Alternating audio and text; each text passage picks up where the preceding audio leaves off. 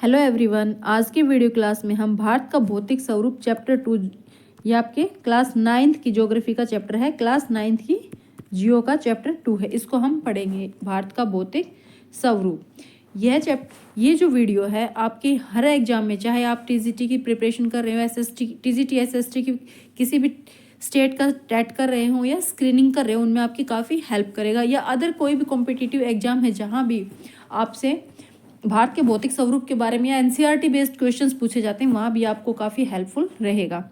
तो अभी जो आपका एग्ज़ाम है DSSB का एग्ज़ाम अभी होने वाला है। DSSB में टीजीटी का एग्ज़ाम अभी आपका होने वाला है, तो वहाँ भी ये वीडियोज़ आपको काफ़ी मदद करेंगे। और अभी मैं उसी एग्ज़ाम को ध्यान में रखते हुए ये वीडियोज़ बना रही हूँ। बाकी किसी भी तरह का एग्ज़ाम हो जहाँ भी आपसे भारत के भौतिक स्वरूप या एनसीईआरटी बेस्ड क्वेश्चंस पूछे जाते हैं, तो वहाँ ये वीडियोज़ आपको काफ़ी हेल्प करने वाली हैं। तो चलिए भाई हमारे चैप्टर को शुरू करते हैं। चैप्टर का नाम है आपका भारत का भौतिक स्वरूप, यानी आप ये सोच लीजिए कि इंडियन ज्योग्राफी के बारे में इसमें सब कुछ बताया जाएगा, इंडियन ज्योग्राफी के बारे में। तो चलिए भाई शुरू करते हैं, चैप्टर को शुरू करते हैं। जैसा कि आप जानते हैं, भारत विभिन्न स्थलाकृतियों वाला एक विशाल देश है, ठीक है ना। जैसे कि इंडिया के अंदर क्या है, अलग अलग तरह की स्थलाकृतियाँ बनी हुई हैं, ठीक है ना। तो किसी प्रकार के भूभाग क्षेत्र, आप किस प्रकार के भूभाग क्षेत्र में रहते हैं। यदि आप मैदानी क्षेत्र में रहते हैं तो आप वहाँ दूर दूर तक फैले विशाल मैदानों से परिचित होंगे। और यदि आप पर्वतीय क्षेत्र के निवासी हैं तो आप पर्वतीय ढलानों और घाटियों से भी भली भांति परिचित होंगे। वास्तव में हमारे देश में हर प्रकार की भू आकृतियाँ पाई जाती हैं, जैसे पर्वत है, मैदान, मरुस्थल और पठार। तो आप यहाँ समझिएगा अच्छे से, यहाँ इंडिया के बारे में बात हो रही है। और इंडिया में क्या है हमें पता है अच्छे से, हमारे देश में, भारत में कहीं पर क्या है, पहाड़ है तो पर्वतीय मैदान है, कहीं मैदान विशाल मैदान है। विशाल मैदान मतलब जो एरिया जैसे गंगा ब्रह्मपुत्र नदियों के मैदान है, जो आपके प्लेन एरियाज हैं वो हैं। कहीं पहाड़ है, कहीं मरुस्थल है, कहीं पठार है, द्वीप समूह भी है ना। इंडिया के अंदर सारी चीज़ें हैं। तो उन सभी के बारे में अच्छे से एक डिटेल लेसन है, इस लेसन में डिटेल से दिया गया है। भारत की भूमि बहुत अधिक भौतिक विभिन्नताओं को दर्शाती है। भौतिक विभिन्नताएं हो गई यही चीज़ें हैं कि कहीं पहाड़, कहीं कहीं पठार, कहीं मैदान और कहीं मरुस्थल है। यही क्या है, भारत की भौतिक विभिन्नता है। भूगर्भीय तौर पर प्रायद्वीपीय पठार पृथ्वी की सतह का प्राचीनतम भाग है। अब यहाँ क्वेश्चंस को नोट ध्यान से देखिएगा। प्रायद्वीपीय पठार, पहले मैं आपको एक बार डायग्राम इसमें दिखा देती हूँ आपको थोड़ा सा डायग्राम में। ये जो यहाँ, हाँ जी, ये देखिए, ये जो डायग्राम दिया गया इसमें देखिए आप अच्छे से, ये आपका पर्वतीय एरिया है, ठीक है ना, हिमालय पर्वत। उसके बाद ये जो प्लेन एरिया दिखाया गया है, ये यहाँ आपका मैदानी एरिया आ जाता है, जो गंगा ब्रह्मपुत्र और गंगा की इनकी सहायक नदियों द्वारा बनाया गया है। फिर यहाँ आ जाते हैं आपके भारतीय मरुस्थल, ठीक है ना, राजस्थान वगैरह का एरिया यहाँ आ जाता है। और यहाँ आता है आपका प्रायद्वीपीय भारत यानी पठारी एरिया, ठीक है। और उसके बाद ये आपके द्वीप समूह आ जाते हैं, अंडमान वाला इधर और लक्षद्वीप ये इधर है। तो लक्षद्वीप समूह और अंडमान निकोबार द्वीप समूह, ये आपके भारत की भौतिक विभिन्नता है। और इसी के बारे में बताया गया है कि किस तरह से ये अलग अलग बना हुआ है, ठीक है ना। चलिए भैया अभी वापस चलते हैं। आपको समझ आ गया होगा कि भारत की भौतिक विभिन्नता के अंदर क्या क्या दर्शाया गया है। पर्वत हैं, यहाँ पर्वत है, ये मैदानी एरिया है, ये मरुस्थल है, ये पठार है, प्रायद्वीपीय पठार। और क्या कहना क्या चाह रहे हैं कि प्राचीनतम भाग है। जो ये पठार है ना, प्रायद्वीपीय पठार है, ये इंडिया की इन सभी आकृतियों में से, जो ये और आकृतियाँ दिखाई, इन सब में से प्राचीनतम है, पुराना है। जो हमारा ये हिमालय पर्वत है, ये एक नवीन वलित पर्वत है, नवीन पर्वत है, ठीक है ना, नवीन पर्वत है। और सबसे पुराना भाग, अगर क्वेश्चन आ जाता है कि इंडिया के भौतिक आकृतियों में से सबसे प्राचीनतम कौन है, तो आपको पता होना चाहिए जो इंडिया का प्रायद्वीपीय भारत है वो सबसे प्राचीनतम है, ठीक है ना। तो ये जो यहाँ दिया गया है कि भारत भूगर्भीय तौर पर प्रायद्वीपीय पठार पृथ्वी की सतह का सबसे प्राचीनतम भाग है। क्वेश्चन यहीं आता है सीधे, जो एग्जामिनर है वो क्वेश्चन सीधे लाइनों से यहीं से उठाएगा। आपको जो एनसीईआरटी में जो टॉपिक दिया गया है, पूरे लेसन में कहीं से भी क्वेश्चंस बनाए जा सकते हैं। तो और जो पेपर का लेवल होगा वो भी काफ़ी टफ होगा। क्वेश्चंस को मॉडिफाई भी किया जाता है, बहुत मॉडरेट बनाया जाएगा, तोड़ मरोड़ के उनको बहुत ही टफ बना दिया जाता है।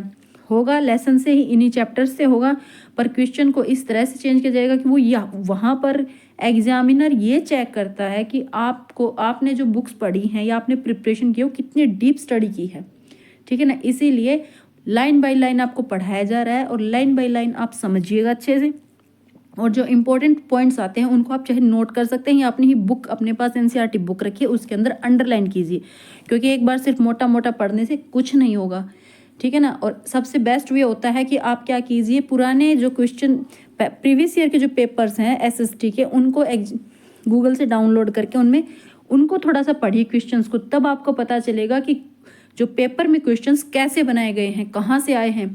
क्वेश्चंस सभी एनसीईआरटी से मिलेंगे, तकरीबन क्वेश्चंस मोर देन 80% जो आपका पेपर के जो सब्जेक्ट का जो आपका पेपर होगा उसमें से मोर देन 80 क्वेश्चंस आपके एनसीईआरटी बेस्ड ही मिलेंगे, और इन्हीं एनसीईआरटी के जो लेसन है इन्हीं में से उठाए गए होंगे, पर उनको इस तरह से घुमा फिरा के दिया जाएगा। तो आपको जो ये चैप्टर्स हैं, जो लेसन है एनसीईआरटी के, इनको बहुत डीपली पढ़ना है, ध्यान से समझ के पढ़ना है। तो चलिए भी आगे शुरू करते हैं। तो यहाँ आपको समझ में आ गया होगा कि प्रायद्वीपीय पठार क्या है। हमारी पृथ्वी की सतह भूगर्भीय तौर पर प्रायद्वीपीय पठार पृथ्वी की सतह का सबसे प्राचीनतम भाग है। किसका? इंडिया में जो प्रायद्वीपीय, इंडिया की जो और भौगोलिक आकृतियां हैं उन सब में प्रायद्वीपीय पठार क्या है, सबसे प्राचीनतम है, ये ध्यान रखिएगा।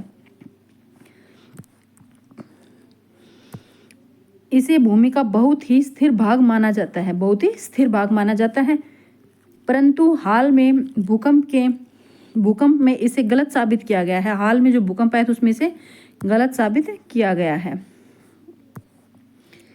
एक मिनट। हिमालय एवं उत्तरी मैदान हाल में बनी स्थलाकृतियां हैं। हिमालय और उत्तरी मैदान, अब यहाँ बात आ जाती है हिमालय पर्वत की और उत्तरी मैदान की। जो हिमालय पर्वत है वो, और जो हमारा गंगा ब्रह्मपुत्र नदियों का जो उत्तरी मैदान है, ये क्या है, हाल ही में बनी, यानी कि सबसे नवीन स्थलाकृतियों में क्या आ जाता है, हिमालय और उत्तरी मैदान। ध्यान रखिएगा, क्वेश्चंस इन्हीं में से बन जाएंगे। भूगर्भ वैज्ञानिकों के अनुसार हिमालय पर्वत एक अस्थिर भाग है। हिमालय की पूरी पर्वत श्रृंखला एक युवा स्थलाकृति को दर्शाती है। इसमें ऊंचे शिखर, गहरी घाटियां और तेज बहने वाली नदियां, ये सब चीजें कहाँ है, आपकी हिमालय पर्वत में है। तो हिमालय की पूरी पर्वत श्रृंखला एक नवीन स्थलाकृति है। इसमें ऊंचे शिखर, गहरी घाटियां, तेज बहने वाली नदियां हैं। इनको हम अच्छे से डायग्राम से समझेंगे। एक बार मैं आपको थोड़ा सा पढ़ के रीड करके बता देती हूँ, उसके बाद आपको सब कुछ डायग्राम से समझाऊंगी। और जो उत्तरी मैदान है वो जलोढ़ और निक्षेपों से बने हैं। उत्तरी मैदान प्रायद्वीपीय पठार आग्नेय और रूपांतरित शैलों से बने हैं। तो आप क्वेश्चंस को यही ध्यान रखिएगा, जो आपके प्रायद्वीपीय पठार है वो कहाँ किस से बने हैं, आग्नेय और रूपांतरित शैलों से, और उत्तरी मैदान जो है वो आपका किससे बना है, जलोढ़ निक्षेपों से, ठीक है ना। और कम ऊंची पहाड़ियां और चोटियां घाटियों से बना है। कौन सा? प्रायद्वीपीय पठार में कम ऊंची पहाड़ियां और चोटियां और घाटियां भी, भाई ये जो है आग्नेय और रूपांतरित शैलों से तो बने हैं प्रायद्वीपीय पठार पर। वहां भी तो आपने देखो साउथ में भी तो पहाड़ियां हैं, तो वो क्या है, कम ऊंची। किसके मुकाबले? आपके हिमालय पर्वत के मुकाबले यहाँ पहाड़ियां कम ऊंची पहाड़ियां और चोटियां और घाटियां हैं, ठीक है ना। अब आ जाते भौगोलिक आकृति पर। मुख्य भौगोलिक वितरण, ये जो भौगोलिक वितरण दिया गया उसको पढ़ते हैं। तो भारत में भौगोलिक आकृतियों को निम्नलिखित वर्गों में विभाजित किया गया है। पहला, हिमालय पर्वत श्रृंखला, उत्तरी मैदान, प्रायद्वीपीय पठार, भारतीय मरुस्थल, तटीय मैदान और द्वीप समूह। ये क्या है, आपके सभी भारत में भौगोलिक वितरण है, जो हमने अभी पीछे डायग्राम में देखा था, ठीक है ना। तो हम सबसे पहले किसको पढ़ेंगे, हमारे हिमालय पर्वत को हम पढ़ेंगे, हिमालय पर्वत को। तो हिमालय पर्वत भारत की उत्तरी सीमा पर विस्तृत हिमालय भूगर्भीय रूप से युवा एवं बनावट के दृष्टिकोण से वलित पर्वत श्रृंखला है, ठीक है। ये पर्वत श्रृंखला पश्चिम पूर्व दिशा में सिंधु से लेकर ब्रह्मपुत्र तक फैली है, और हिमालय विश्व की सबसे ऊंची पर्वत श्रृंखला है। एक बार मैं इसको थोड़ा रीड कर दूं, फिर आपको डायग्राम से अच्छे से समझाऊंगी, क्योंकि पहले पढ़ने से पता अच्छे से आपको वहाँ समझाने में आसानी रहेगी। और एक अत्यधिक असम अवरोधों में से यह है, यह 2400 किलोमीटर की लंबाई में फैले एक अर्धवृत्त का निर्माण करते हैं, और इसकी चौड़ाई कश्मीर में 400 किलोमीटर और अरुणाचल प्रदेश में 150 किलोमीटर है, 150 किलोमीटर है। तो चलिए एक बार डायग्राम पर चलते हैं और इनको अच्छे से वहाँ समझते हैं। तो यहाँ आ जाते हैं भाई, यहाँ आपका हिमालय पर्वत को अच्छे से दिखाया गया है। तो पहले यही पढ़ते, भारत की उत्तरी सीमा पर विस्तृत हिमालय पर्वत एक नवीन युवा बनावट है। तो पहले ये समझिए नवीन और युवा कैसे हैं। सबसे पहले जब हम हिमालय पर्वत को पढ़ रहे हैं तो उससे पहले हमें ये समझना होगा कि जो हिमालय पर्वत है इसका निर्माण कैसे हुआ था। तो आप देखिए ये जो दिखाई गई है यहाँ पर, ये आपकी ये समझ लीजिएगा कि ये जो इंडिया की प्लेट थी, अब आपको पता है हमारी जो प्लेटें हैं, जो प्लेट टेक्टोनिक्स की थ्योरी हमने पढ़ी है वो क्या है, मूव करती, प्लेटें हमारी मूव करती उसके अकॉर्डिंग।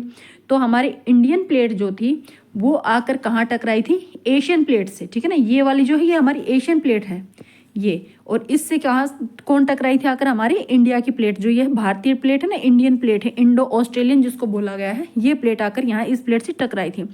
अब जब ये प्लेट हमारी ये प्लेट मूव करती हुई आगे की तरफ आ रही थी और ये एशियन प्लेट यहाँ पहले से ही स्थिर थी, तो यहाँ जो था ये जो एरिया है यहाँ क्या था, टेथिस सागर था, टेथिस सागर था यहाँ पहले। इस टेथिस सागर में जो सेडिमेंट्स थे, अवसाद थे, वो ही बाद में जब पानी था वो तो सब इधर उधर निकल गया। जब प्लेट आके आगे की तरफ ये प्लेटें जब आपस में टकराई तो यहाँ का जो पानी था वो तो निकल गया, और जो टेथिस सागर में गाद सेडिमेंट्स जमा हो रखे थे, जो भी अवसाद था जिसको भी मलबा बोल सकते हैं हम, वो सब चीज़ें क्या थी ऊपर की तरफ, ठीक है ना, वो सब चीज़ें क्या थी यहाँ जब आपस में प्लेटें टकराई हैं तो वो क्या है ऊपर की तरफ उठने लगा, उसी से पहाड़ों का निर्माण हुआ है, ठीक है ना। ये जो पहाड़ हैं यहाँ उसी से बने हैं।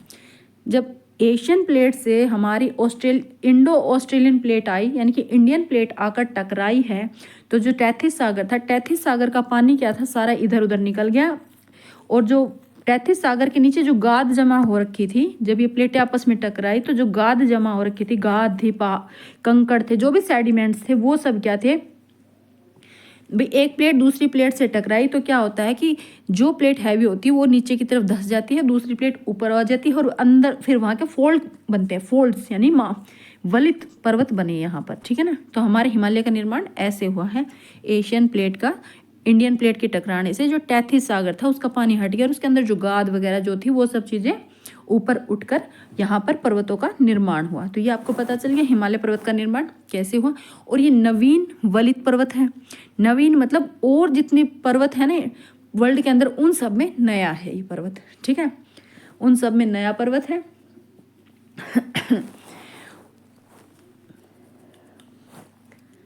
और पर्वत श्रृंखला है, नवीन पर्वत श्रृंखला। पर्वत और पर्वत श्रृंखला में डिफरेंस समझिए। पर्वत क्या होता है, पर्वत सिर्फ एक होता है, ठीक है ना, और पर्वत श्रृंखला में जैसे यहाँ से लेके और ये पहाड़ों की एक श्रृंखला बनी हुई है यहाँ तक, है ना, तो इसीलिए इसे क्या कहा गया, पर्वत श्रृंखला कहा गया है।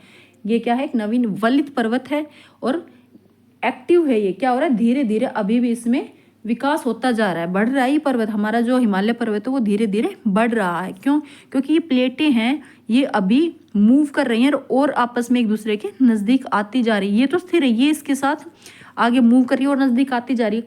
तो जिस जिस तरह से नज़दीक आ रही है उस तरह से हमारे जो पर्वत हैं इनकी चोटियों की ऊंचाइयां बढ़ती जा रही है, ये पर्वत बढ़ रहे हैं हमारे। आई होप आपको समझ आया होगा कि हिमालय पर्वत कैसे बना है। अब हम इसमें हिमालय पर्वत को पढ़ने से पहले हमें ये पता होना चाहिए कि हमारे हिमालय पर्वत का निर्माण कैसे हुआ है। अब हम हिमालय पर्वत के बारे में आगे पढ़ते हैं। तो चलिए भी यहाँ से शुरू करते हैं। हिमालय पर्वत यहाँ से शुरू होकर यहाँ तक है, ठीक है ना। तो ये कौन सा एरिया आ जाता है हमारा, तो हिमालय पर्वत क्या है, पूर्व में, पूर्व दक्षिण, ये दक्षिण और ये पूर्व, पूर्व दक्षिण से शुरू, और यहाँ क्या आ जाता है आपका, ये उत्तर और पश्चिम, ठीक है, उत्तर और पश्चिम। ये यहाँ उत्तर पश्चिम से पूर्व दक्षिण तक फैला हुआ है। यहाँ से शुरू करते हैं और यहाँ तक, ठीक है ना। ये आपका हिमालय पर्वत। और हिमालय पर्वत को कितने हिस्सों में बांटा गया है भाई, 4 भाग हैं इसके हिमालय पर्वत के। एक मिनट, इसमें आपका पहला आ जाता है यहाँ ट्रांस हिमालय आ जाता है पहला, ठीक है ना। तो ये जो श्रेणियां दिखाई गई हैं, कराकोरम, लद्दाख और जास्कर, ठीक है ना, ये आपकी ट्रांस हिमालय के अंदर आती है। ये क्या है आपका ट्रांस हिमालय है, ये यहाँ तक, सिर्फ यहाँ तक है, ये पूरा नहीं फैला। बाकी की जो आप देख सकते हैं ये वाली जो लाइनें, ये जो पर्वत श्रृंखलाएं हैं ये यहाँ तक फैली हुई हैं, बिल्कुल अरुणाचल प्रदेश में यहाँ तक, ठीक है ना। पर जो हमारा ट्रांस हिमालय है वो यहाँ चीन तिब्बत में यहीं आके ख़त्म हो जाता है। और इंडिया में कहाँ है ये? जम्मू और कश्मीर के अंदर, इंडिया के अंदर ये आता है। इसको हम बोलते हैं ट्रांस हिमालय, जिसके अंदर पर्वत श्रेणियाँ आ जाती हैं लद्दाख, जास्कर और कराकोरम। ठीक है ना, लद्दाख, जास्कर और कराकोरम, ये श्रेणियाँ किसके अंदर आ जाती है? आपके ट्रांस हिमालय के अंदर। फिर आता है आपका वृहद हिमालय। ये जो लाइन आ गई ना, ये आपकी वृहद हिमालय की है। कौन सा? वृहद हिमालय। वृहद हिमालय को ही आप क्या कह सकते हैं? सर्वोच्च हिमालय, महान हिमालय, आंतरिक हिमालय या मुख्य हिमालय, ये सब इसके नाम हैं। वृहद हिमालय के बहुत से नाम हैं। सर्वोच्च हिमालय भी बोलते हैं, महान, मुख्य, आंतरिक, हिमाद्री, सब किसको बोलते हैं? वृहद हिमालय को बोलते हैं। ठीक है ना। और सबसे ऊंची चोटियाँ कहाँ मिलेगी आपको?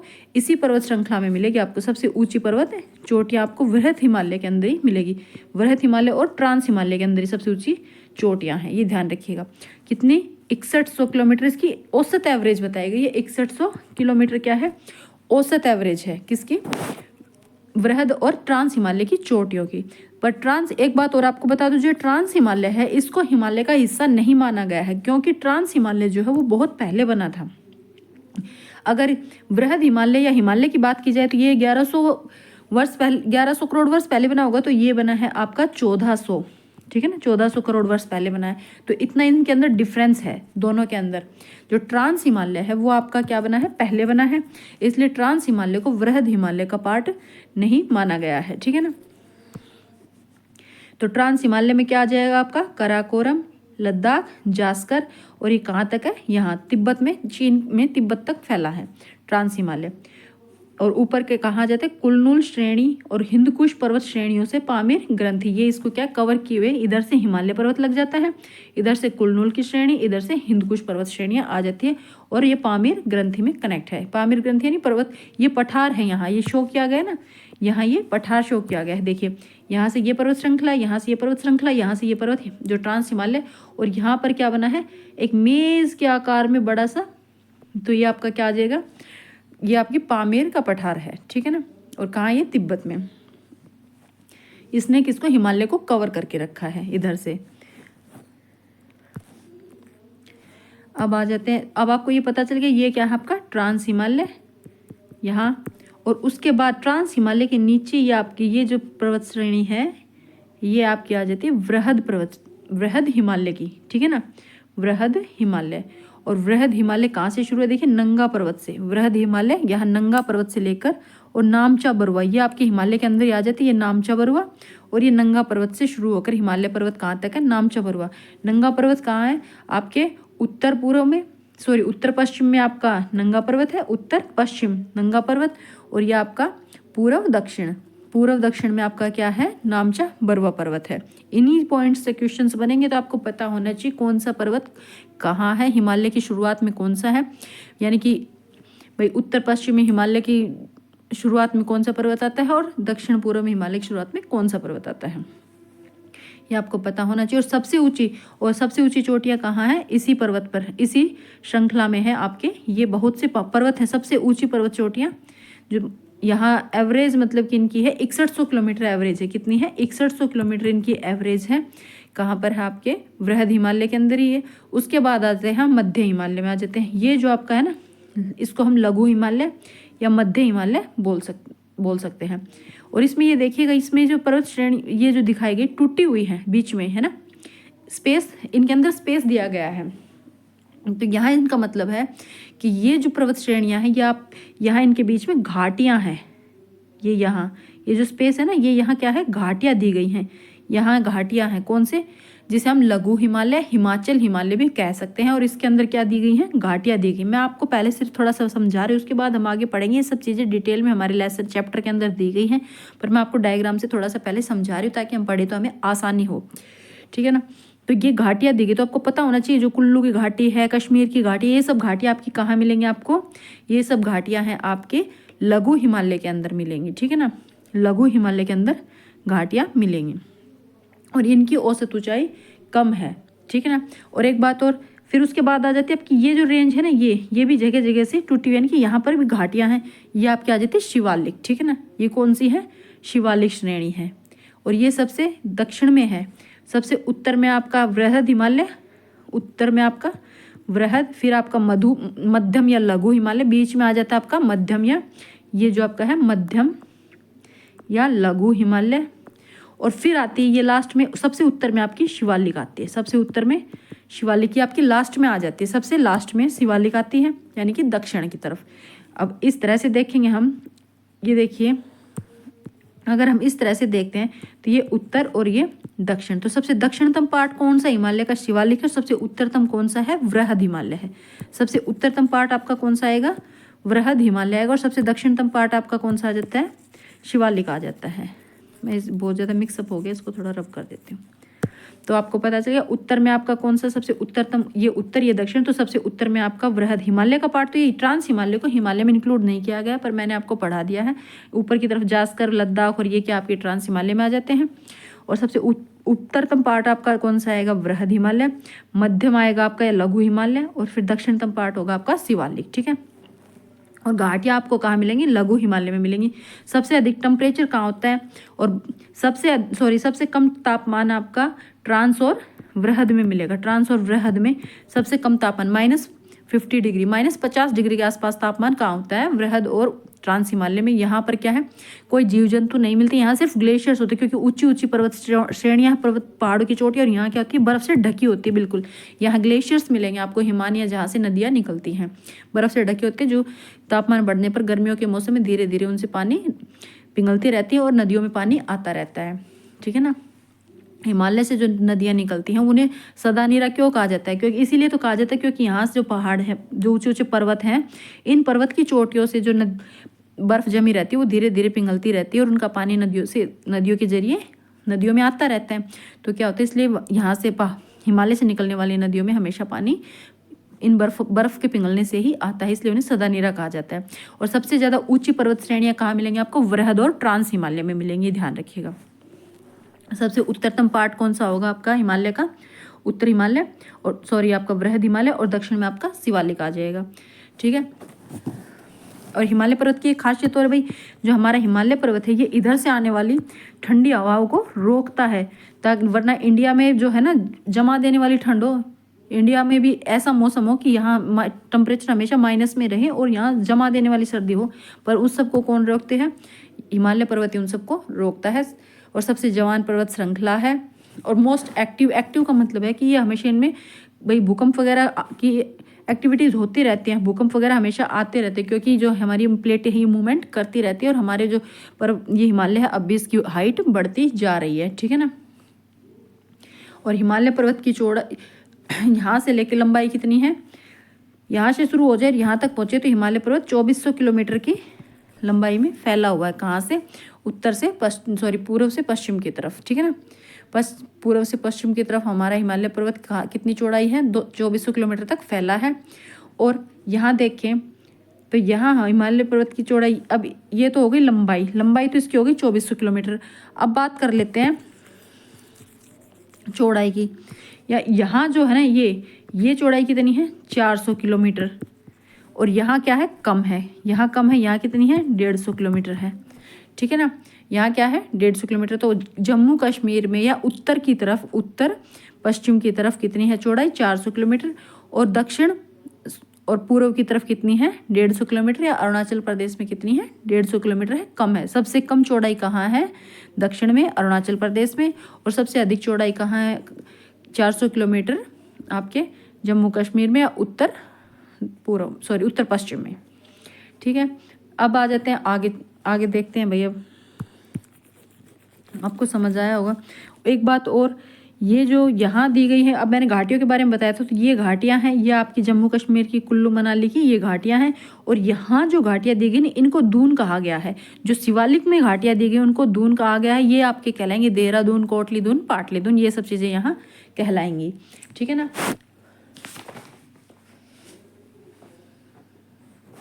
और इनकी औसत ऊंचाई कितनी बताई थी? और यहाँ जो चोटियाँ थी, इन चोटियों की औसत ऊंचाई मैंने कितनी बताई थी? 6100 किलोमीटर इनकी औसत ऊंचाई है। और सबसे अधिक ऊंची पर्वत श्रृंखला है, यहाँ हमेशा बर्फ से ढकी रहती हैं। तो चलिए भाई, अब इतना तो मैंने आपको समझा दिया। अब आगे हम पढ़ते हैं चैप्टर से, फिर वापस आते हैं यहाँ पर।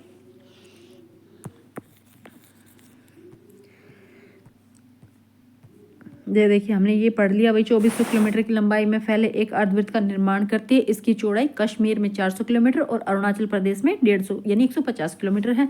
उसके बाद आगे बढ़ते हैं। पश्चिमी भाग की अपेक्षा पूर्वी भाग की ऊंचाई में भी अधिक विविधता है। पश्चिमी भाग की अपेक्षा पूर्वी भाग, यानी कि अभी जो हिमालय पर्वत की जो हमने श्रृंखला देखी थी, अब ये हिमालय पर्वत है। यहाँ मैं आपको बताने की कोशिश करती हूँ। ये 3 हमारे हिमालय पर्वत की श्रृंखलाएं हैं और एक ये ट्रांस हिमालय था। यहाँ ये आपका ट्रांस हिमालय नंबर 1, ये आपका वृहद हिमालय नंबर 2, ये आपका लघु हिमालय और ये आपका शिवालिक। ठीक है ना। तो इसमें क्या है, मैं थोड़ा रब कर देती हूँ, दोबारा से बनाती हूँ, 1 मिनट। ये आपका ट्रांस हिमालय यहाँ तक तिब्बत तक, फिर ये आपका वृहद हिमालय, ये लघु हिमालय और ये आपका शिवालिक। ठीक है। यहाँ घाटियाँ हैं, ये मैंने आपको बताया था, और यहाँ ठीक।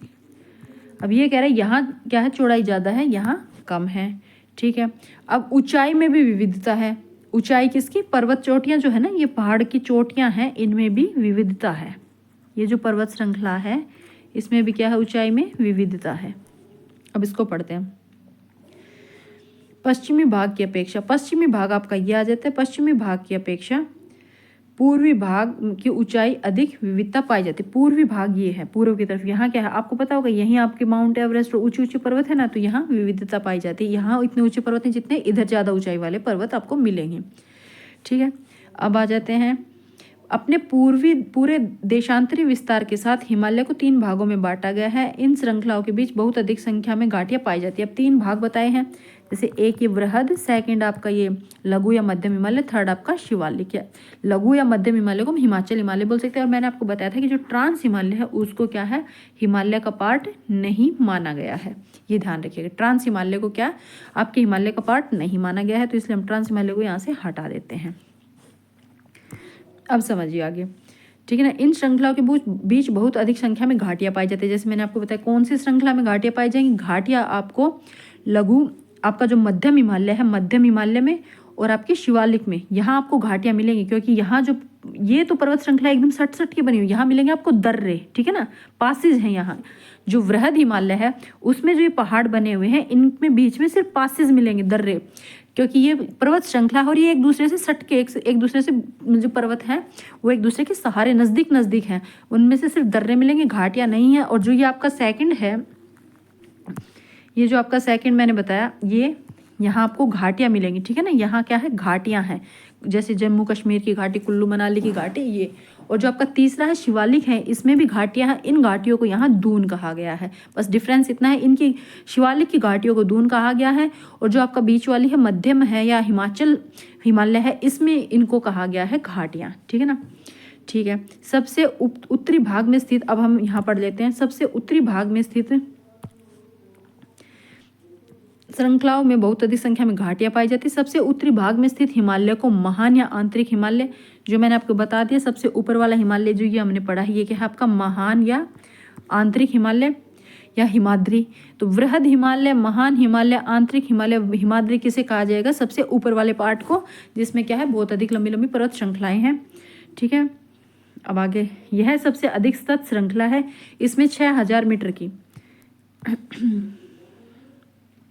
इसमें 6000 मीटर की औसत ऊंचाई वाले सर्वाधिक शिखर मिलते हैं। अब आपको पता होना चाहिए कहाँ मिलेंगे आपको, हिमाद्री, महान हिमालय, आंतरिक हिमालय, इसमें क्या मिलेंगे आपको, सबसे ऊंचे पर्वत मिलेंगे। और इन पर्वतों की औसत कितनी है, 6000 मीटर इन पर्वतों की औसत श्रृंखला है, औसत ऊंचाई है। अब हिमालय के कुछ ऊंचे शिखर, अब शिखर के नाम दे दी, चोटियों के नाम दे दी, यहाँ से क्वेश्चन आ जाता है। तो माउंट एवरेस्ट कहाँ है, नेपाल में है। इसकी ऊंचाई कितनी है, 8848 मीटर है। माउंट एवरेस्ट का नेपाल में, आपको पता होना जी कौन सा पर्वत है वो कहाँ पर है।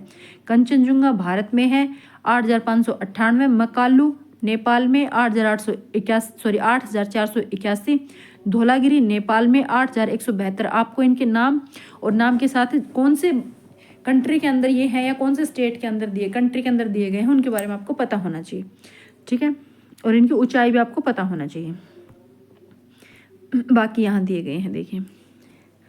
नंगा पर्वत भारत में 8126, अन्नपूर्णा नेपाल में 8078, नंदा देवी भारत में 7,817, कॉमेट भारत में 7,756, नामचा बरुआ भारत में 7,756, ये दोनों सेम दे रखे हैं भाई, कॉमेट और नामचा बरुआ।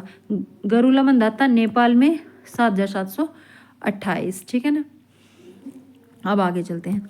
इन महान हिमालय की विलय की प्रकृति असममित है और हिमालय के इस भाग को क्रोड और ग्रेनाइट का बना हुआ, ये ध्यान रखिए, महान हिमालय का क्रोड ग्रेनाइट का बना हुआ है। तो महान हिमालय का क्रोड किस चीज़ से बना है? ग्रेनाइट से। क्वेश्चन यहाँ से बन सकता है।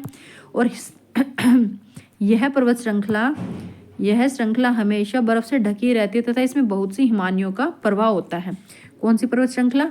जो महान हिमालय है, बाहरी हिमालय है, वृहद हिमालय जिसको हमने कहा है, जिसमें क्या सबसे ऊंची ऊंची चोटियां हैं, वो क्या है? बर्फ से हमेशा ढकी रहती है। और इसमें हिमानिया जिनको हम ग्लेशियर्स बोलते हैं या हिमनद बोलते हैं, वो सब कहाँ मिलेंगे आपको? वृहद हिमालय के अंदर आपको मिलेंगे। चलिए भी आगे चलते हैं। अब यहाँ देखिए, यहाँ भी क्वेश्चन एक तरह से दे रखे हैं। महान हिमालय में पाई जाने वाली हिमालय और दर्रों के नाम याद करो। भारत के उन राज्यों के नाम बताओ जहाँ ये ऊंचे ऊंचे शिखर हैं। अब भारत के वो राज्य भी ढूंढिए। तो ये भी ऐसा है कि एनसीईआरटी से क्वेश्चन आएंगे, तो इन यहाँ ये भी आपके एनसीईआरटी के चैप्टर का पार्ट है और यहाँ से भी क्वेश्चन बन सकते हैं। इनके ऊपर मैं आपको एक अलग से, जब ये चैप्टर कंप्लीट हो जाएगा या फिर नेक्स्ट वीडियो में मैं ध्यान रखूंगी, मैं उन सब चीज़ों को, जैसे हिमालय में पाने वाली हिमालय और दर्रों के नाम, और ये जो पर्वत जो भारत के अंदर है, जैसे भारत के अंदर जो पर्वत हैं उनके स्टेट्स के नाम, कि वो कौन से स्टेट में, इन सबको हम करेंगे। नेक्स्ट वीडियो में मैं आपको करवा दूंगी, या छोटा सा एक अलग वीडियो इनके लिए बना दूंगी। चलिए भाई आगे चलते हैं।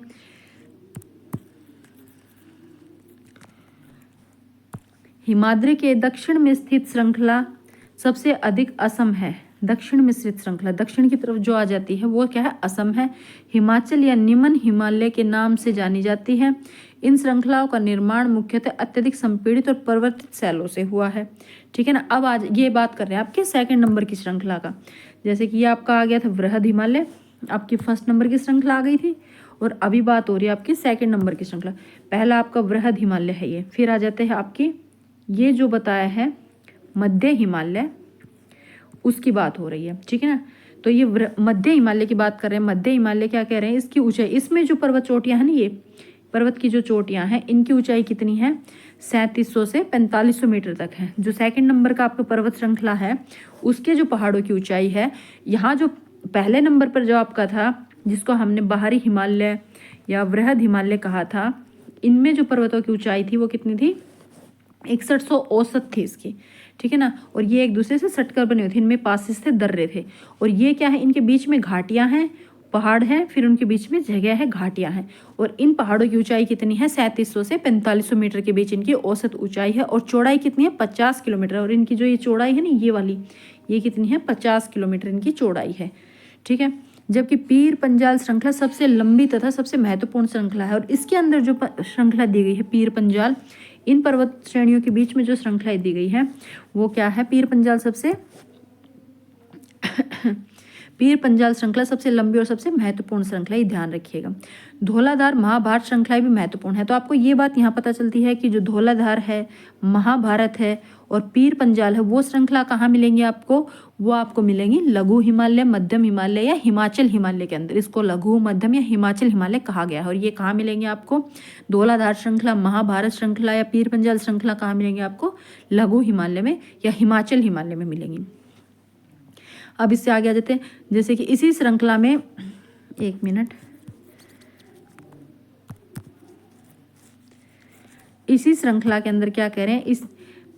इसी श्रृंखला में कश्मीर की घाटी तथा हिमाचल के कांगड़ा और कुल्लू की घाटियां, जैसे मैंने आपको बताया ना, ये घाटियां हैं, ये घाटियां आपको कहाँ मिलेंगी? यहीं मिलेंगी। ये जो घाटियां दिखाई गई हैं, ये कुल्लू की, कश्मीर की, ये सब इसी श्रृंखला के अंदर आपको मिलेंगी। और इसी क्षेत्र को पहाड़ी नगरों के लिए जाना जाता है। तो पहाड़ी नगरों के लिए किसको जाना जाता है? पहाड़ी नगरों के लिए भी आपके हिमाचल हिमालय को, हिमाचल हिमालय, ये जो आपका हिमाचल हिमालय है ना, जिसको हमने लघु हिमालय, सेकंड नंबर वाला जो आपका हिमालय है, जो बीच की लेयर आ जाती है सेकंड नंबर की, उसमें आपको घाटियां मिलेंगी, धौलाधार, महाभारत और पीर पंजाल की श्रृंखलाएं मिलेंगी, ठीक है ना। उसकी जो कश्मीर की या कांगड़ा और कुल्लू की घाटियां, और पहाड़ी नगरों के लिए भी इसे ही जाना जाता है। पर्यटन के लिए भी ये सबसे अच्छा एरिया है। पेड़ पौधे भी आपको यहीं मिलेंगे, ठीक है ना। ऊपर वाली जो पर्वत श्रृंखला हमारी वृहद हिमालय है, या आपका ट्रांस हिमालय है, वहाँ आपको किसी भी तरह का कोई भी जीव जंतु या पेड़ पौधे नहीं मिलेंगे, ठीक है ना, क्योंकि वहाँ टेम्परेचर बहुत कम है, तो वहाँ हमेशा बर्फ़ जमती है और बर्फ़ वाले एरिया में आपको ये सब चीज़ें नहीं मिलेंगी। आपको पेड़ पौधे या पर्यटन के लिए जो स्थान है वो सब कहाँ मिलेंगे, घाटियाँ हैं या किसी भी तरह के कोई पहाड़ी नगरों के लिए जाना जाता है, ये सब आपका हिमाचल हिमालय, लघु हिमालय, मध्यम हिमालय को जाना जाता है, ठीक है। चलिए अभी आगे चलते हैं। हिमालय की सबसे भारी श्रृंखला, अब आ जाती है थर्ड नंबर वाली जो श्रृंखला है ना, उसकी बात कर लेते हैं। तो हिमालय की सबसे भारी श्रृंखला, जैसे अब हमने ये फर्स्ट हो गई थी, ये सेकंड हो गई थी, अब आ जाती थर्ड वाली, ये जो हमारी है ना तीसरे नंबर की जो बाहरी श्रृंखला है उत्तर की तरफ, इसको हम क्या कहेंगे, शिवालिक। क्या कहेंगे, शिवालिक। तो जो बाहरी श्रृंखला उसको हम क्या कहेंगे, शिवालिक कहेंगे। और इसकी चौड़ाई क्या है, 10 से 50 किलोमीटर। इसकी जो ये चौड़ाई है ना, ये चौड़ाई कितनी है, 10 से 50 किलोमीटर है। इसकी चौड़ाई कितनी है, 10 से 50 किलोमीटर, 10 से 50 किलोमीटर है इसकी चौड़ाई। किसकी, शिवालिक की। शिवालिक कहाँ है, ये तीसरे नंबर की श्रृंखला है जो लास्ट में आती है, उत्तर की तरफ आती है, सबसे बाहरी श्रृंखला हम जिसे कहते हैं, ये क्या है, शिवालिक है। और इसकी चौड़ाई कितनी है, 10 से 50 किलोमीटर है। और ऊंचाई कितनी है, 900 से 1100 किलोमीटर, ठीक है ना। जैसे जैसे नीचे आ रहे हैं ऊंचाई घटती जा रही है, तो इसकी ऊंचाई कितनी है, 900 से 11 किलोमीटर, चौड़ाई 10 से 50 किलोमीटर है। ये श्रृंखलाएं उत्तर में स्थित मुख्य हिमालय की श्रृंखलाओं से नदियों द्वारा लाई गई असंपीड़ित अवसादों से बनी है। अब ये ध्यान रखिएगा, ये किससे बनी है, कौन सी श्रृंखला, शिवालिक की श्रृंखला है। जो ये ऊपर की तरफ पहाड़ है, जो ये ऊपर की तरफ ये पहाड़ हैं, इन पहाड़ों से जो नदियों से, इन पहाड़ों से जो नदियाँ निकलती हैं, जब वो नदियाँ बह के आती हैं तो अपने जैसे ये नदियाँ आई तो ये अपने साथ जो गाद और मिट्टी लेके आती है ना, उसको यहाँ जमा जमा के धीरे धीरे लेयर बाय लेयर इस पे चढ़ाती गई, लेयर। तो ये क्या है, यहाँ पर छोटे छोटे, उनकी ऊंचाई कम है। क्यों कम है, क्योंकि ये ऊपर वाली श्रृंखलाओं से जो नदियाँ आई है, जो मुख्य हिमालय की श्रृंखलाओं से नदियों द्वारा लाई गई असंपीड़ित गाद से बनी है, अवसादों से बनी है, ये ध्यान रखिएगा। तो ऊपर वाले एरिया के इन पहाड़ों से जो नदियाँ आई, अपने साथ जो गाद, मिट्टी, कंकड़ या जो भी सेडिमेंट्स लेके आई हैं, उनको उन्होंने यहाँ बिछाती रही है, धीरे धीरे जो घाटी थी इसको भर दिया और धीरे धीरे उनकी, अब वो लेयर बाय लेयर, क्योंकि नदियाँ तो कंटिन्यू बहती रहती हैं, तो लेयर बाय लेयर चढ़ाते गई, लेयर पे लेयर चढ़ाती गई। इससे क्या, इन पर्वतों का निर्माण हुआ है, किसका, शिवालिक का निर्माण। तो आपको पता होना चाहिए शिवालिक का निर्माण जो भारत की जो हिमालय की सबसे बाहरी श्रृंखला है, उत्तरी दक्षिणतम श्रृंखला है, उसकी चौड़ाई 10 से 50 किलोमीटर है। ऊंचाई, इसके जो पर्वत हैं उनकी ऊंचाई कितनी है, 900 से 1100 किलोमीटर के बीच। और ये श्रृंखलाएं बनी किससे हैं, मुख्य हिमालय यानी कि वृहद हिमालय या लघु हिमालय से निकलने वाली नदियों द्वारा लाई गई असंपीड़ित अवसादों से बनी है। ये घाटियाँ बजरी तथा जलोढ़ की मोटी परत से ढकी हुई हैं। किससे ढकी हुई हैं, बजरी और जलोढ़, क्योंकि जो नदियाँ आ रही हैं वो ऊपर से क्या लेके आएंगी भाई, बजरी और जलोढ़ लेकर, उसी से इसने उसको ढक रखा है। निमन हिमाचल तथा शिवालिक के बीच स्थित लंबवत घाटी को, अब निमन हिमाचल और शिवालिक के बीच की स्थित लंबवत घाटी को दून के नाम से जाना जाता है। कुछ प्रसिद्ध दून है, देहरादून, कोटली दून और पाटली दून। तो ये आपको पता होना चाहिए। मैंने आपको बताया था कि भाई शिवालिक की जो लास्ट जो शिवालिक है हमारी, इसके अंदर अभी जैसे मैंने आपको बताया था, ये आपका वृहद हिमालय और ये आपकी दूसरे नंबर का हिमालय, मध्य हिमालय, और ये आपका शिवालिक है, ठीक है ना। तो इस शिवालिक के अंदर जो ये घाटियाँ बनी हुई हैं, इनको दून कहा गया है, ठीक है ना, इनको दून कहा गया है। पर ये प्रसिद्ध दूनों के नाम जैसे देहरादून, कोटली दून, पाटली दून, तो ये आपके दून हैं। और यहाँ जो घाटियाँ हैं उनको कुल्लू की घाटी, कांगड़े घाटी या कश्मीर की घाटी ऐसे नाम दिया गया है। वो कौन सी, आपकी लघु हिमालय में है। और आपके दून आपको कहाँ मिलेंगे, लास्ट में जो आपका शिवालिक आ जाता है, सबसे दक्षिणतम भाग है हिमालय का, वहाँ मिलेंगे। और ये किससे बने हैं, ये नदियों के द्वारा, जो शिवालिक है वो नदियों के द्वारा लाए गए संपीड़ित अवसादों और जलोढ़ के द्वारा बना हुआ है, गाद के द्वारा बना, नदियों द्वारा लाए गए संपीड़ित अवसादों से बना है, असंपीड़ित अवसादों से। और इसमें क्या मिलेंगे, इन घाटियों में बजरी और जलोढ़ की मोटी परत से ढकी हुई हैं। और हिमाचल तथा शिवालिक, हिमाचल इसको सेकंड नंबर वाले जो हमारा हिमालय की श्रृंखला है, जिसको हम लघु हिमालय, मध्य हिमालय या हिमाचल हिमालय बोल सकते हैं, इसके और शिवालिक के बीच में जो ये एरिया मैंने अभी आपको दिखाया था, ये घाटियाँ हैं, इनको दून कहा गया है। चलिए भैया आगे चलते हैं। यहाँ इसके अंदर डायग्राम के अंदर अच्छे से आपको सारी चीज़ें समझा रखी हैं, ये देख लीजिएगा।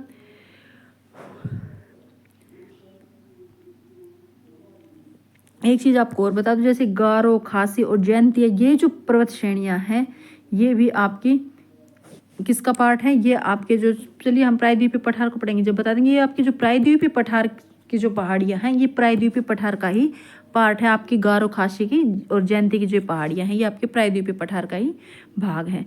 ठीक है, चलिए भैया अब आगे चलते हैं, आगे पढ़ते हैं।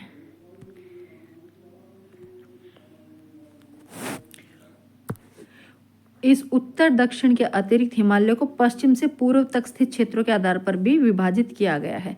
अब हमने उत्तर दक्षिण की 3 लेयर्स में पढ़ लिया कि सबसे उत्तर में वृद्ध हिमालय है ना, जैसे अभी हमने ये पढ़ा कि उत्तर में वृद्ध हिमालय, फिर हमने पढ़ा ये मध्यम हिमालय, हिमाचल हिमालय, और फिर हमने शिवालिक को पढ़ा। हमने 3 लेयर में पढ़ा है। ये हमने कैसे पढ़ा है? 3 लेयर्स में पढ़ा है, उत्तर से दक्षिण की तरफ, ये उत्तर और ये दक्षिण। अब तक तो हमने पढ़ा ऐसे। अब बात कर रहे हैं कि हिमालय को उत्तर दक्षिण के या अतिरिक्त हिमालय को पूर्व से पश्चिम तक स्थित क्षेत्रों के आधार पर विभाजित किया गया है। अब ये कह रहे हैं कि हिमालय को पूर्व से पश्चिम की तरफ भी वर्गीकृत किया गया है, और इस वर्गीकरण को किस में बांटा गया है? नदियों घाटियों की सीमाओं के आधार पर। जो नदियों की जो घाटियां है ना, नदियों ने जो घाटियां बना रखी उनकी सीमाओं के आधार पर इसको बांटा गया है। तो चलिए भी इसको भी हम समझ लेते हैं। जैसे अभी आप ये समझिएगा, हिमालय पर्वत की पहली पर्वत श्रृंखला, ये दूसरी पर्वत श्रृंखला, ठीक है, और ये 3rd पर्वत श्रृंखला। अब तक तो हमने ऊपर की तरफ पढ़ा। अब इसको बांटा गया है इस तरह से, 4 पार्ट्स में डिवाइड किया गया है। ये एक हिस्सा, ये दूसरा हिस्सा, ये तीसरा हिस्सा, और फिर ये चौथा पार्ट। अब ऐसे बांटा गया है, इन 4 पार्ट्स के अंदर बांटा गया है। तो इसको और हम पढ़ लेते हैं। अब ये क्या कह रहा है? सतलुज और सिंधु के बीच स्थित हिमालय को, सतलुज और सिंधु के बीच स्थित हिमालय को पंजाब हिमालय के नाम से जाना जाता है। सतलुज और सिंधु, तो ये आपकी सतलुज और ये आपकी सिंधु नदी, इनके बीच के भाग को क्या कहा जाएगा? पंजाब हिमालय। ठीक है, सतलुज और सिंधु के बीच के हिमालय को पंजाब हिमालय के नाम से जाना जाता है, लेकिन पश्चिम से पूर्व तक क्रमशः इसे कश्मीर और हिमाचल हिमालय। अब आपका जो कश्मीर है और हिमाचल वो भी इसी के अंदर आ जाता है, इसी एरिया में, तो इसलिए इसे पंजाब हिमालय के साथ साथ क्या कहा जाता है? पश्चिम से पूर्व तक क्रमशः इसे कश्मीर और हिमाचल हिमालय के नाम से भी जाना जाता है। तो हिमाचल हिमालय के नाम से किसे जाना जाएगा? हिमाचल और कश्मीर हिमालय या पंजाब हिमालय किसे कहा जाएगा? किसको? ये जो आपका पंजाब हिमालय का पार्ट है, सतलुज और सिंधु नदियों के बीच में जो आ जाता है, सतलुज या सिंधु नदियों के बीच में जो ये आपकी पर्वत श्रृंखलाएं आ जाती है हिमालय की, इनको कहा गया है, ये सतलुज और ये सिंधु नदी के बीच में। ठीक है, अब आगे चलते हैं। अब ये यहाँ समझिएगा, देखिए सतलुज के बाद अब आ जाती है आपकी सतलुज और काली नदियों के बीच के स्थित हिमालय को कुमाऊं हिमालय कहा जाता है। अब हमने ये देखा है, ये सतलुज, ये सिंधु, अब ये आ जाती है आपकी काली, ठीक है ना, काली नदी, ये वाली काली नदी है। तो ये जो बीच का एरिया है, ये जो पहाड़ी एरिया आ जाता है, इसको क्या कहा जाएगा? इसको कहा जाएगा कुमाऊं हिमालय। ठीक है ना, इसको क्या कहा जाएगा? कुमाऊं हिमालय। ये आपका फर्स्ट, ये आपका सेकंड, ये 3rd और ये 4th। तो सेकंड नंबर वाले को, जो सिंधु से काली नदियों के बीच के हिमालय पर्वत है, इसको क्या कहा जाएगा? कुमाऊं हिमालय। ठीक है ना, फिर काली से तीसरे नंबर पर आप क्या आ जाएगी? तीस्ता। काली से तीस्ता के बीच के हिमालय को नेपाल हिमालय, इसको कहा जाएगा नेपाल हिमालय। काली से तीस्ता के बीच के हिमालय को क्या कहा जाएगा? नेपाल हिमालय। और तीस्ता से दिहांग, अब चौथे नंबर पर जो ये है, ये आपकी दिहांग है, दिहांग, और इसको कहा जाएगा आपका नेपाल हिमालय के बाद इसे क्या कहा जाएगा? इसे कहा जाएगा असम हिमालय, असम। ठीक है ना, ये आपको पता होना चाहिए असम हिमालय कौन सा है और कहाँ तक है। तो असम हिमालय आपकी दिहांग और तीस्ता नदी के बीच में असम हिमालय है। काली और तीस्ता के बीच के हिमालय को नेपाल हिमालय कहा गया है। तो नदियों के आधार पर भी 4 हिस्सों में बांटा गया है, और नदियों के आधार पर आपको पता होना चाहिए कौन सी नदी के बीच में कौन सा हिमालय आपका आ जाता है। एक बार हम इसको डायग्राम में समझने की कोशिश करते हैं। यहाँ पर, यहाँ देखिए,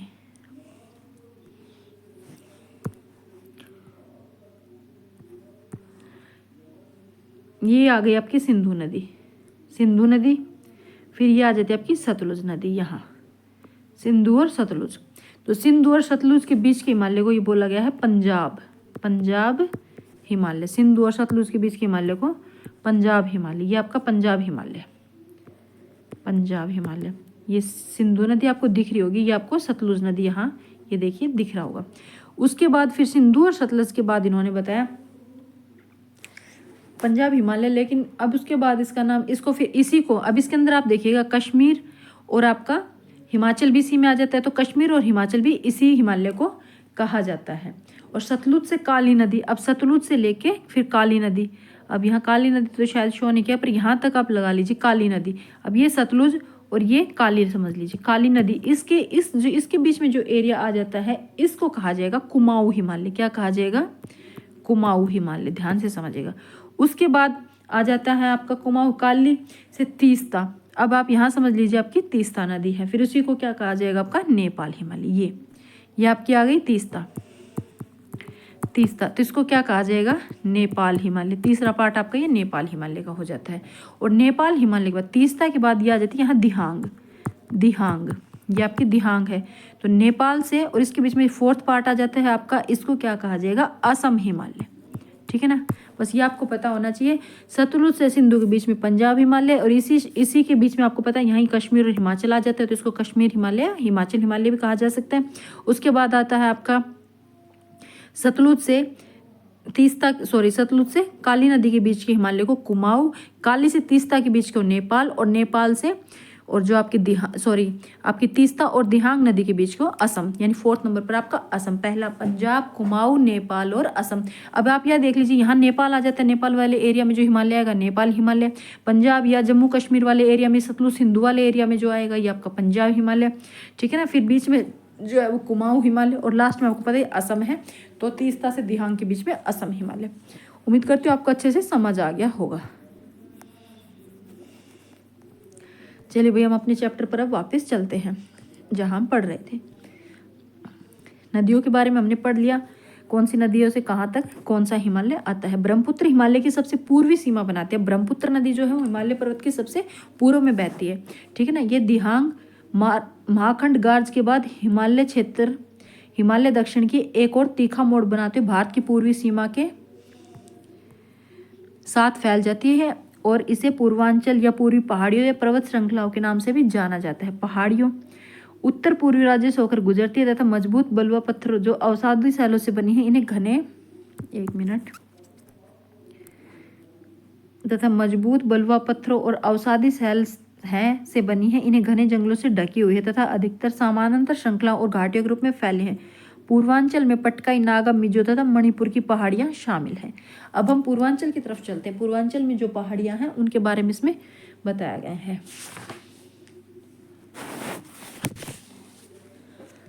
एक मिनट थोड़ी सी गड़बड़ हो गई भाई। चलिए भाई, वापस हम हमारे डायग्राम पर चलते हैं।